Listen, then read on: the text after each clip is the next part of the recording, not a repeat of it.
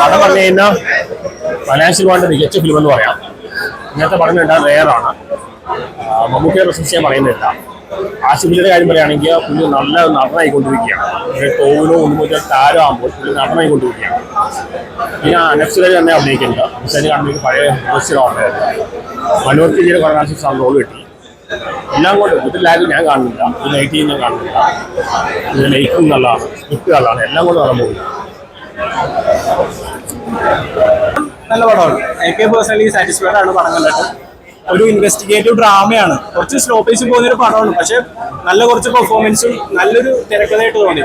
ഒരു സ്ലോ പേസിൽ പോകുന്നൊരു ഇൻവെസ്റ്റിഗേഷൻ ആണ്, പക്ഷെ അത് ഒരു തവണ തിയേറ്ററിൽ വന്ന് കാണാനുള്ളൊരു വകുപ്പുണ്ട്. നല്ല രീതിയിൽ തന്നെ അവർ ചെയ്തു വെച്ചിട്ടുണ്ട്. നല്ല മേക്കിംഗ് ആണ്. പെർഫോമൻസും നല്ല ഭംഗിയായിട്ടാണ് അവർ ചെയ്തിട്ടുണ്ട്. നല്ല ഡയറക്ഷനാണ്. നല്ല ബാക്ക്ഗ്രൗണ്ട് സ്കോറും എഡിറ്റിംഗ് എല്ലാം നല്ല രീതിയിൽ തന്നെ വന്നിട്ടുണ്ട്. ത്രില്ലിംഗ് എലമെന്റ്സ് ഒന്നും ഇല്ലെങ്കിലും നല്ലൊരു പടം തന്നെയാണത്. ഒരു ക്രൈം നടന്നപ്പോൾ ക്രൈമിലേക്ക് എങ്ങനെ എത്തിച്ചേരും, ഇവരെങ്ങനെയാണ് വില്ലനിലേക്ക് എത്തിച്ചേരുന്നത് എന്നുള്ള പ്രോസസ്സാണ് സിനിമ കാണിക്കുന്നത്. അല്ലാതെ വലിയ സസ്പെൻസോ അല്ലെങ്കിൽ ഒരു മിസ്റ്ററി അങ്ങനെയൊന്നും നമുക്ക് പറയാൻ കഴിയില്ല.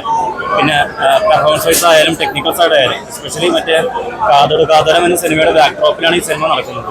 അപ്പോൾ അതിൻ്റെ സെറ്റും പിന്നെ ഈ ഒരു AI നാട്ടി യൂസ് ചെയ്യുന്ന പടത്തിൽ അതെല്ലാം വളരെ മികച്ചു നിന്നു. നമുക്ക് കാണുമ്പോൾ ഒരു ഫീല് കിട്ടും.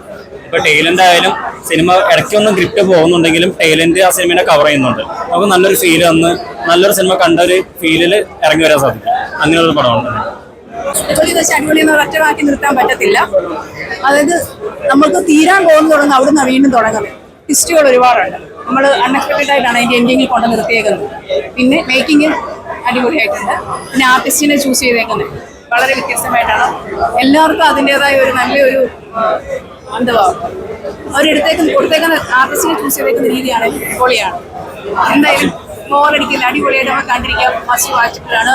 പിന്നെ ഫാമിലി ആയിട്ട് വന്നൊന്നിച്ചിട്ട് കാണാൻ പറ്റും. ആസിഫ് അലി 25 അങ്ങോട്ട് കൊണ്ടുപോയി.